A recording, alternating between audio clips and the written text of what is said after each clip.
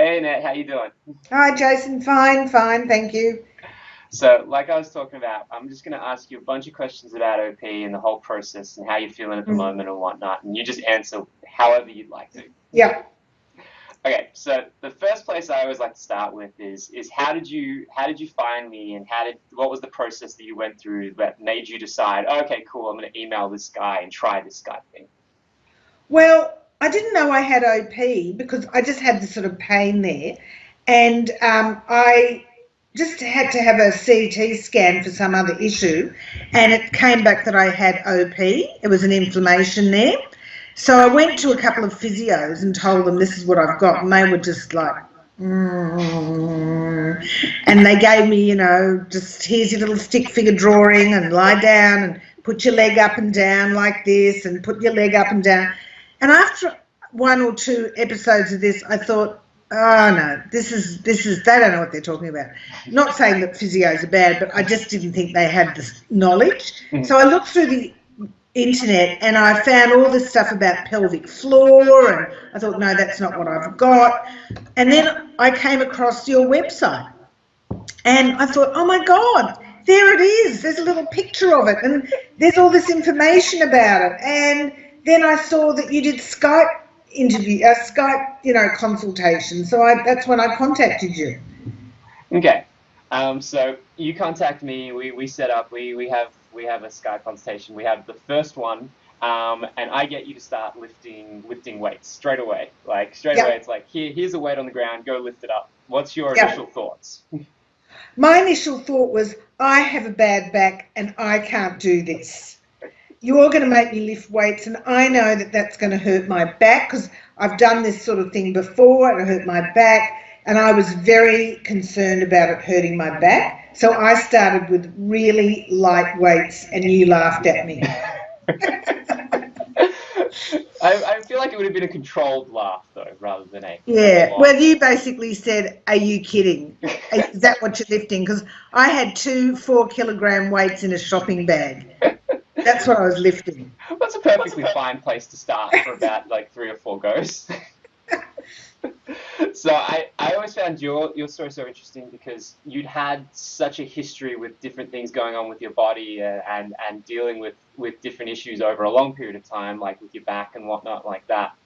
So I always find it really interesting when someone's had a history like that and had a long history of using their body to do different things and play sports and stuff, to then jump into approach where you're kind of lifting weights in a way that kind of makes you feel uncomfortable. What allowed you to get through that initial bit of like, I can't do this, this is going to hurt my back, to, oh wow, my body like likes this, it responds, I can do this, it's hard but I like it, kind of thing.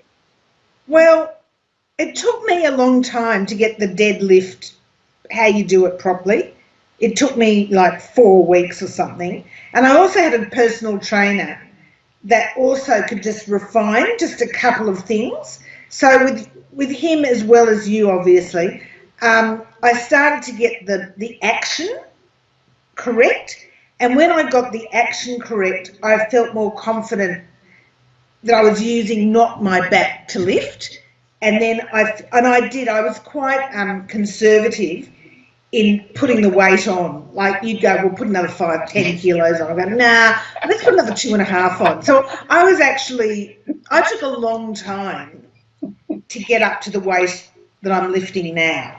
I mean, it took me months to get up to that. So I was very conservative about adding the weight on. And then I visited you in Melbourne and you got me to lift, I think, 50 kilos. Because you No, said, we did more than that, didn't we? We got like 55 or 60. something like that. And you said, I'm going to get to lift 50. I said, oh, no.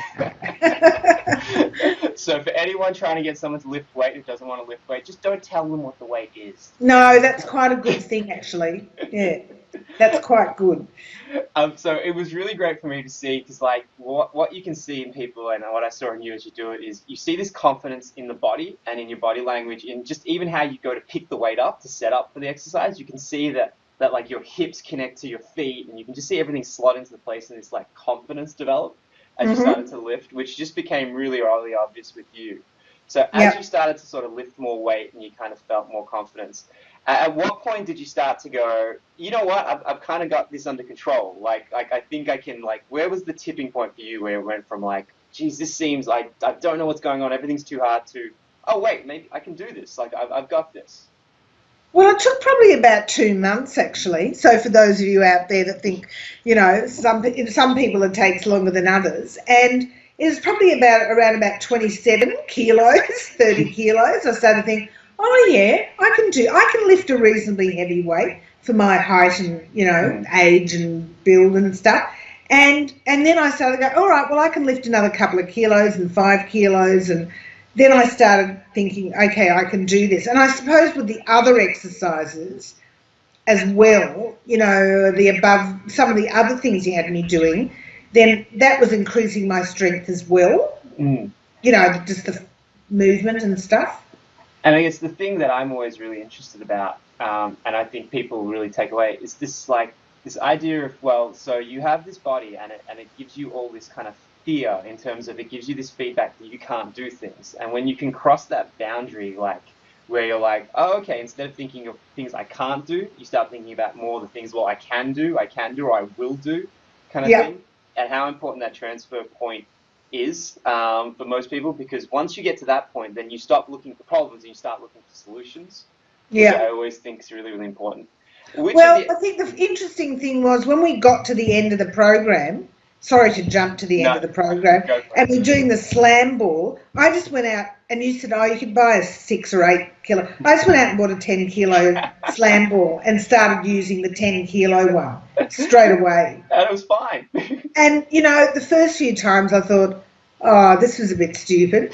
But I'm slamming that ball down now, 10 kilos.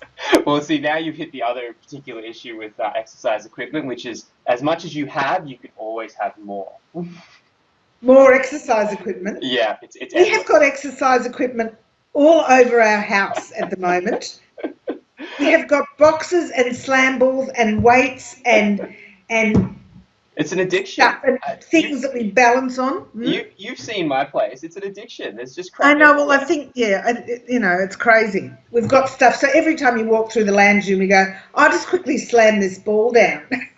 Well, see, this is how people should exercise. Just become a part of your life rather than having to think about it too much. Don't slam those balls on wooden floors. Yeah, there are a few broken floors. Because we've got a few broken floorboards now.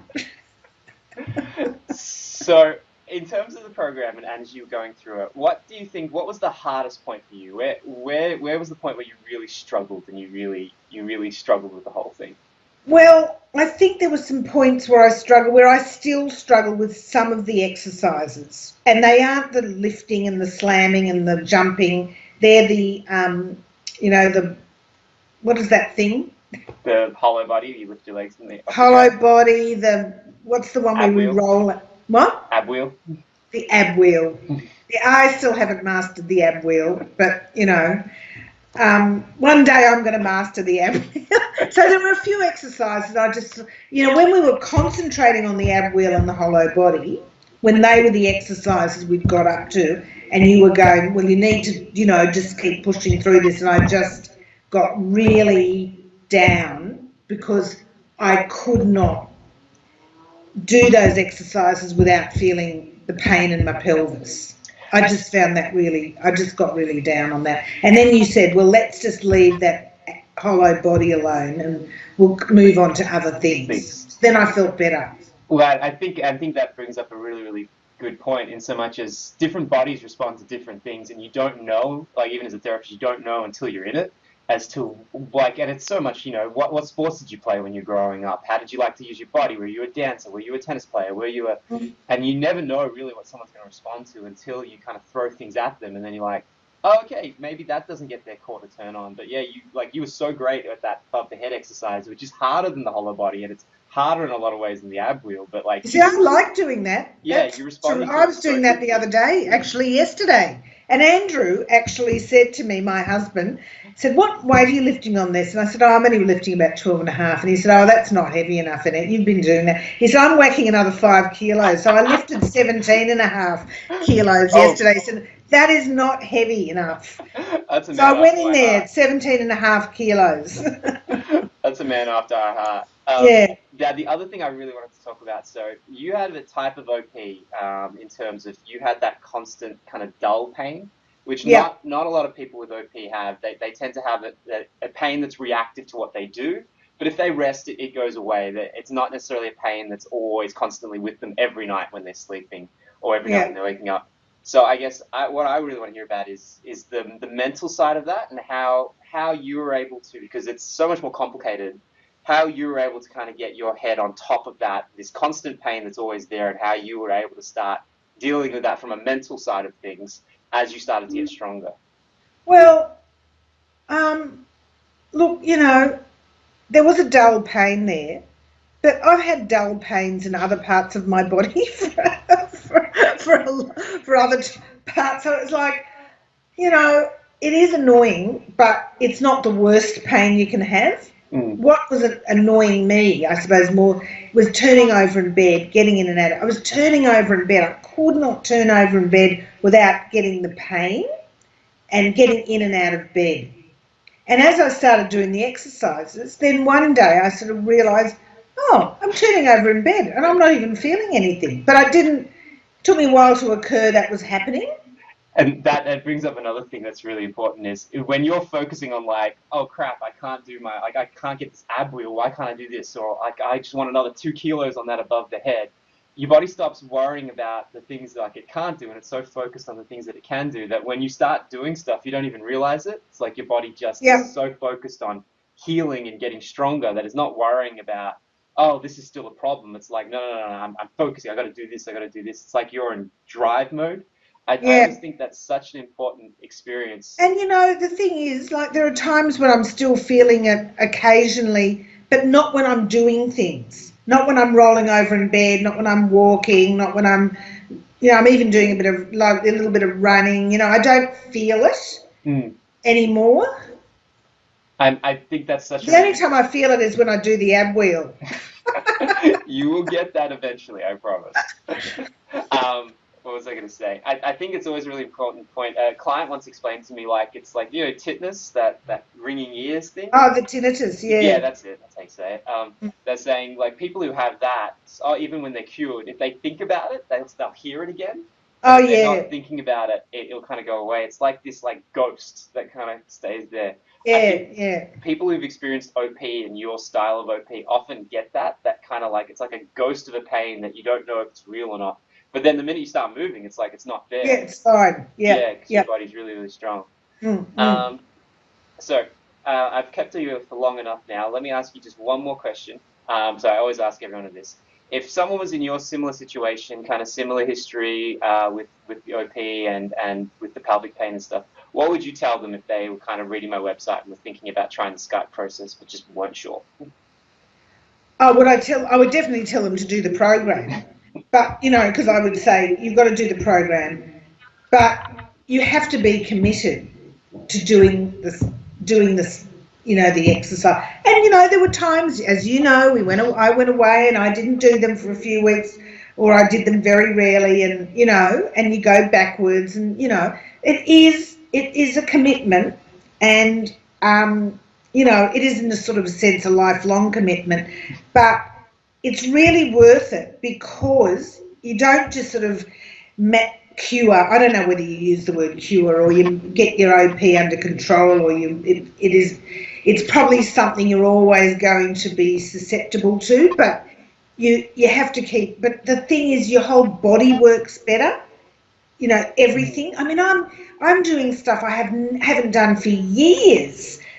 I'm lifting. I mean, I was lifting boxes of tiles the other day and moving them, and I would have taken the tiles out one by one. I'm doing all this stuff that I haven't been able to do.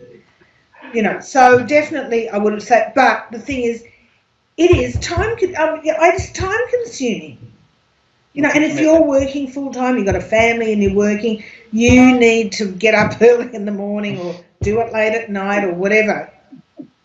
No, it It, absolutely it is. takes time. It absolutely is a commitment. I think you said something interesting there in so much as you will always be susceptible to it because once you've had a chronic injury like that, there's always going to be some sort of weakness there. And when you're moving well, you're not susceptible to that weakness. When you're strong and when you're healthy, but when you do, it's almost like a cold sore, When you're healthy, you're fine, you don't get one. But if your immune system becomes weak, then that virus kicks back in. I absolutely believe in that. But when you do stuff like move tiles around and you use your body in a positive way, that keeps you strong and that keeps you healthy. So you don't have to be so diligent on doing your exercises because your life is keeping you strong and you're just living a healthy lifestyle. That's right. And when you're my age, you've got to keep doing that. So, I mean, no, really, I mean, and people have said to me, oh, you know, this is, you know, at your age, lifting these sort of heavy weights and stuff, it's, you know, it's pretty good. And that shows you that, you know, you can do it at any age. You know, Yeah, really, absolutely. you can lift weights and you can jump up and down on those little boxes and, you know, do all that sort of stuff. And be stronger for it, yeah. Yeah. Well, thank you so much for doing this. Thank you so much for taking the Thanks, time. Jason. And yeah, and hopefully anyone who's watching this, you can take a lot away from it. But yeah, thank you so much. Okay, thanks. Bye.